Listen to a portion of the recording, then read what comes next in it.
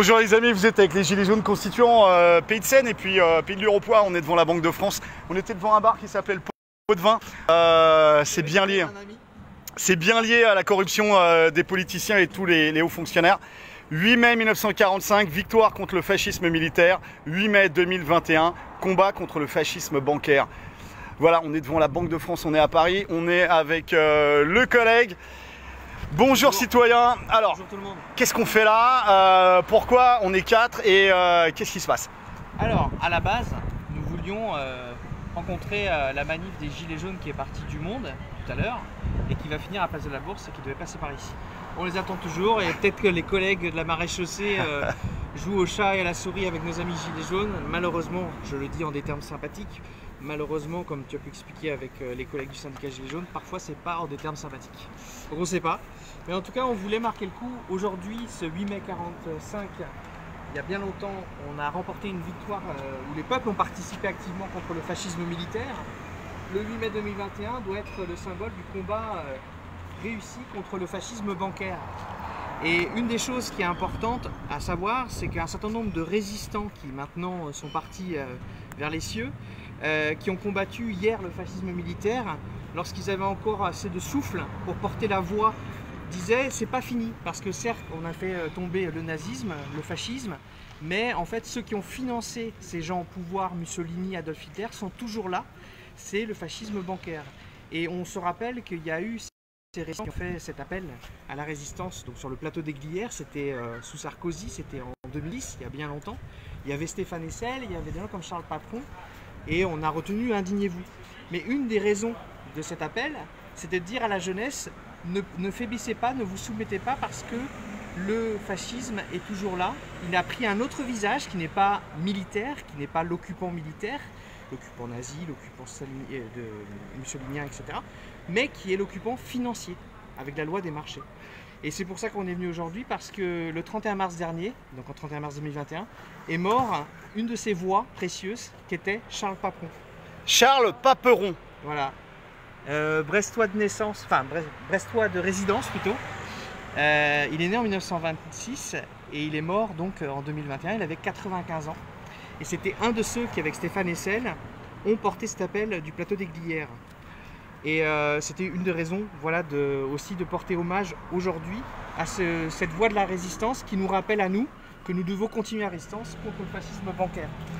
Et je voudrais dire que c'était un homme qui était extrêmement intègre, comme les gens de cette génération qui étaient jeunes, qui avaient 15, 16, 17, 20 ans, 25 ans quand ils se sont levés, pas en 45, hein, comme des gens comme Mitterrand en 44 ou 43 qui se sont découverts une carrière de résistant, mais des gens qui se sont levés dès 40. Et c'était des jeunes inexpérimentés mais qui avaient la foi et l'idéal et qui ont fait le job.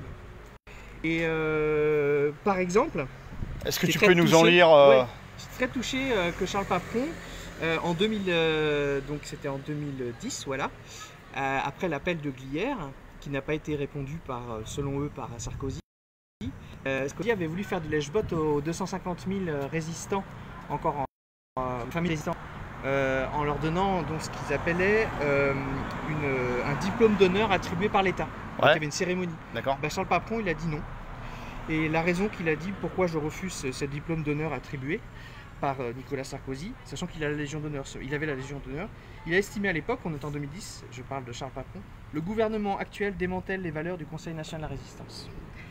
Et c'est quelqu'un qui a toujours porté la voix là où il était et jusqu'à son dernier souffle, sur le fait que hier, comme aujourd'hui, l'ennemi est toujours là et qu'il faut le désigner et il faut le combattre. Je prends un exemple de Charles Papon en novembre 2013, mais il avait renouvelé à peu près en ces termes-là en 2017, avec quelques mois après l'élection de Macron. Et il disait déjà à l'époque était forte, c'était que hier, il fallait combattre le fascisme militaire, aujourd'hui nous devons nous lever contre la haute finance, contre le fascisme financier, contre l'oligarchie financière. Je vais le laisser parler, parce que même si les gens, le corps n'est plus là, les paroles et les actes restent, c'est notre part d'immortalité à tous, et c'est une partie de l'immortalité de Charles Papon. Ah ouh. Donc nous sommes en novembre 2013, Charles Papon. Mais je dois vous dire que le 30 janvier 1926, quand je suis né, je ne pensais pas du tout que le 30 janvier 1933, le nazisme serait proclamé par Hitler. Le 30 janvier 1926, un certain Giscard d'Estaing est né à Mayence et moi à Trèves, de mère allemande. Stéphane Hessel est également né en Allemagne, mais avant, car il était plus âgé que moi. Mais plus tard, je me suis retrouvé bien plus tard, le 27 décembre 2010, avec Stéphane Hessel et Raymond Aubrac, mari de Lucie Aubrac et également le couple Aubrac très connu. Donc je me suis retrouvé le 27 décembre 2010 avec Stéphane Hessel et Raymond Aubrac, rue de la Glacière à Paris, ainsi qu'avec notre ami Léon Landini. Et nous avons parlé du futur. Surtout qu'il ne fallait pas se démobiliser, qu'il faut rester toujours ensemble, toujours résister. Tant qu'on en est en vie, tant qu'on en est debout, il faut être là. Tous les jours, nous avons quelque chose à faire. Comme j'ai dit à Stéphane Hessel, indignez-vous, d'accord, mais il faut oser et surtout il faut agir. Car nous avons devant nous des puissances financières, quelque chose de pire que le nazisme, pire que le fascisme. Un ancien résistant qui a combattu frontalement le nazisme vous dit: nous avons devant nous des puissances financières, quelque chose de pire que le nazisme, pire que le fascisme. Il faut continuer à combattre. Tant que je serai en vie, je serai debout à vos côtés pour lutter contre cette oligarchie financière qui n'a pas fini de faire des dégâts dans le monde. Ils sont prêts à tout. La vie d'une personne, pour eux, ne compte pas. C'est un peu comme les compagnies pétrolières ou pharmaceutiques, c'est pareil, c'est la même logique. Pour arriver à leur but, la vie d'un homme ou d'une femme ne compte pas. Ça, c'était ce qu'il avait dit en novembre 2013. Il avait réitéré ce genre de propos de son combat contre la puissance financière en 2017. Et donc, jusqu'à son dernier souffle, il a incarné cette voie de la résistance qui doit évidemment continuer.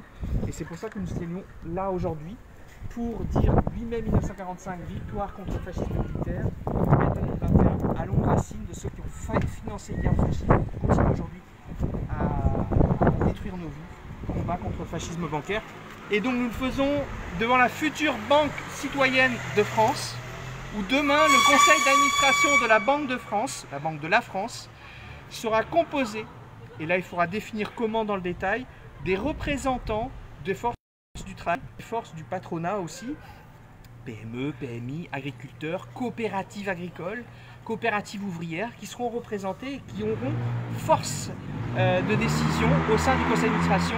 S'ils veulent s'entourer d'experts financiers pour avoir des conseils, très bien, mais ça sera que des conseils et les experts financiers n'auront aucune prise sur les décisions. En toute transparence, bien évidemment, avec et justement tout ce qui est puissance d'argent, monopole oligarchique, etc., expulsé, puisque eux, ce sont des prédateurs du bien commun.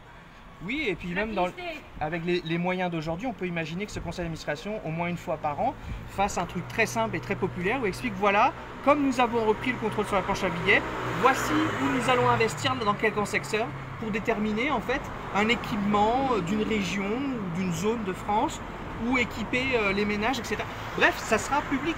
Et on peut même envisager que ces représentants aient un mandat impératif et révocatoire, c'est-à-dire un mandat par mission, où ils sont obligés d'aller ensuite dans, peut-être pas dans des réunions de quartier, mais quelque chose de similaire, où c'est pas juste à la télévision et dans les médias, mais d'aller devoir expliquer ce qui a été discuté en toute transparence avec des documents. Parce qu'aujourd'hui, on est dans le secret des dieux à la Banque de France, qui est de facto, même si les experts vont se titiller là-dessus, de facto une banque privée, une banque au service des privés. La gouvernance de la Banque de France du temps après la Deuxième Guerre mondiale, justement, était justement gouvernée par des syndicats patronales. Oui, ah, donc, tout à fait. Et ce que dit la collègue, c'est qu'on a un préalable. Ouais, le premier exemple, on a un préalable, on a une première marche.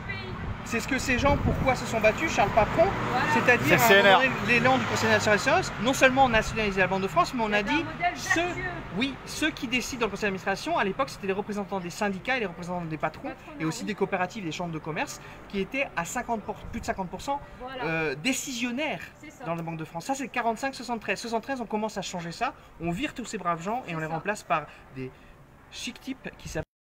Et à la suite de ça, et voilà, et après. Et à la suite de ça, l'effet domino, c'est juste que l'État ne doit plus emprunter à 0% au trésor public, mais que non, maintenant il faut emprunter aux organismes, aux banques privées. Sur les marchés, avec, sur les marchés. Sur les marchés avec de l'endettement des intérêts. Et alors, ça nous amène au fait. Le cercle vertueux. Exactement, tout à fait, le cercle vertueux de l'argent. Tu fais partie de la commission extra-parlementaire d'annulation de la dette publique odieuse et illégitime qui est une commission mixte avec des gilets jaunes. Comité, plutôt. Comité, excuse-moi. Commission, ça fait commission parlementaire. Là, c'est extra parlementaire. Toi, t'es gilets jaunes.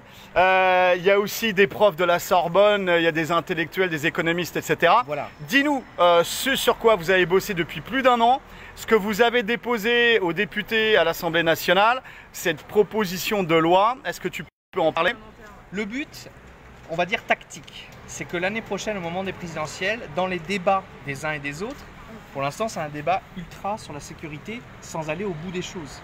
Parce que si on veut faire du combat ou de la lutte contre le terrorisme un enjeu, etc., allons au fond des choses, le Qatar, l'Arabie Saoudite, le financement de ces réseaux-là.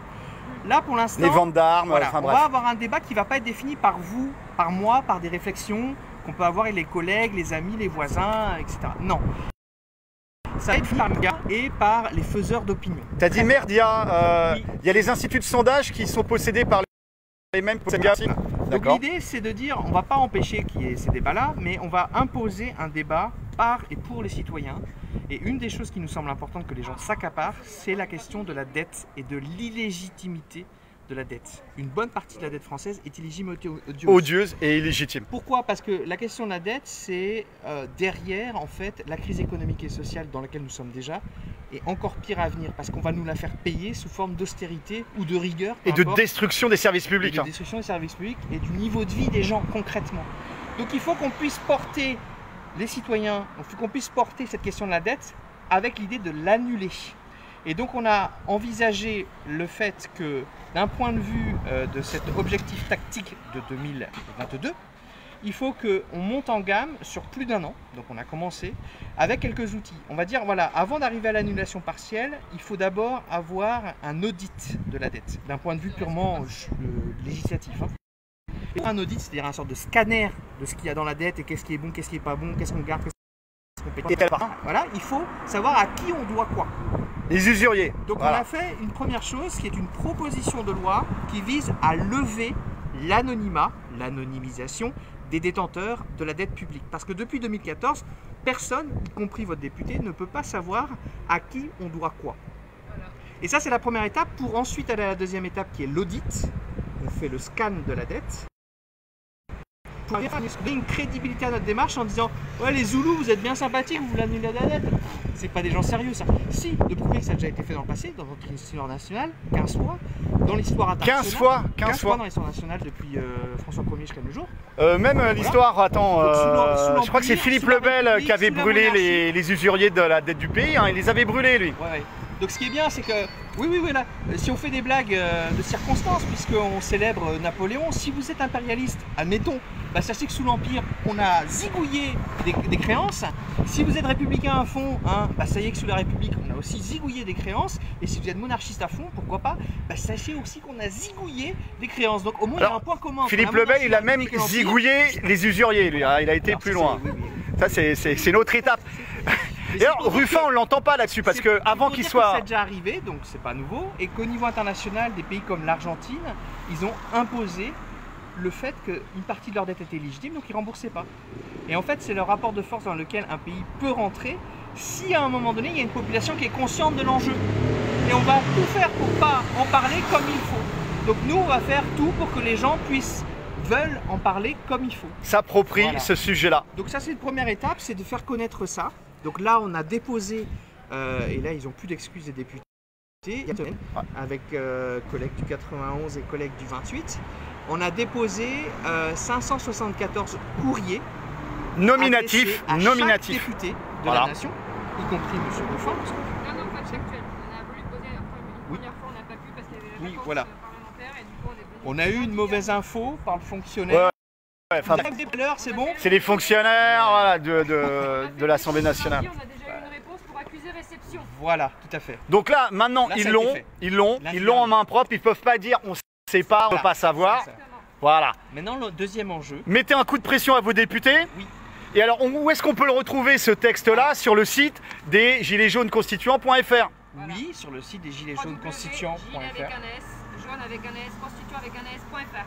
Mais moi, j'ai un ami qui m'a appelé là récemment. Il a été ancien conseiller municipal en banlieue parisienne. Lui, il a fait circuler dans tous ses réseaux, donc c'est un certain nombre de gens, notre proposition de loi, parce qu'il dit voilà, ça c'est le point de départ, parce que vous mettez une pression par rapport à ça. Et moi je lui ai dit voilà, maintenant ça va être une pression sur les médias, pour qu'ils ne fassent pas comme si ça n'existait pas. Ça, on va pas en dire plus, hein, mais on est en train de réfléchir en interne, voilà, c'est du pas suspense. du faux suspense, hein, c'est pas du faux suspense. On a quelques idées, mais vous savez très bien notre rapport aux médias. Mais on a quelques idées, mais on est en train de réfléchir pour, on va dire dans les semaines, dans les mois à venir, faire toute une opération de fond pour que les médias soient quelque part obligés de parler de notre travail. Alors, cet outil, cette proposition de loi, elle appartient à tous les gilets jaunes, elle appartient à tous les citoyens. Il faut que vous vous l'appropriez, les amis. Vous allez sur le site www.giletsjaunesconstituant.fr, vous l'imprimez. Et vous allez mettre la pression à vos maires, vous allez mettre la pression à vos conseillers municipaux, vous allez mettre la pression à vos députés. Et c'est ce qu'on va faire aussi dans l'Urepoix, hein, dans l'anciennement 91. On va mettre la pression. Là, ils n'ont plus d'excuses, ils n'ont reçu dans leur secrétariat à l'Assemblée nationale. On va leur mettre ça sous le nez. Voilà. Point barre. Je rappelle la face de Charles Patron, grand résistant qui est décédé récemment, et immortel par rapport à ses actes. On a devant nous des puissances financières, quelque chose de pire que le nazisme, pire que le fascisme. Voilà. On revient à Thomas Sankara. Alors, là, il y a une autre banderole, franc CFA, éco, euro, c'est le même esclavage. Autant les pays de l'Ouest africain et Centrafrique sont des colonies françaises à différents niveaux, autant nous, on est une colonie de l'Europe. Et le collègue avait un texte de... L'Europe, je t'interromps, c'est tout à fait juste la preuve en image. C'est une filiale de l'Eurosystème, hein, je traduis, filiale de l'Eurosystème. De l'Euromagouille, ouais. Alors on a le collègue qui veut lire un petit texte de Sankara. Ouais, de Thomas Sankara qui lui justement a annulé la dette et il disait la dette ne peut pas être remboursée. Parle sans le masque, Oui. c'est bon. La dette ne peut pas être remboursée parce que d'abord, si nous ne payons pas, nos bailleurs de fonds ne mourront pas. Soyons-en sûrs. Par contre, si nous payons, c'est nous qui allons mourir. Soyons-en sûrs également. Thomas Sankara. Et il avait tout compris déjà dès les années 87. Il a annoncé ça, l'UA, et il a annoncé ce discours. Et c'est pareil pour nous, en fait. De toute façon, on est les opprimés. Le petit peuple, le franc CFA est une arnaque pour ceux qui font du business. L'euro est une arnaque aussi. Oui, bah c'est pareil, parce que c'est un marché commun, ils font leur business. Et le CFA, c'est pas pour le peuple africain, parce que le peuple africain, le franc CFA est trop cher pour eux. Eux, c'est fait pour les businessmen qui, s'il y a le moindre problème, ils peuvent se barrer. En Suisse.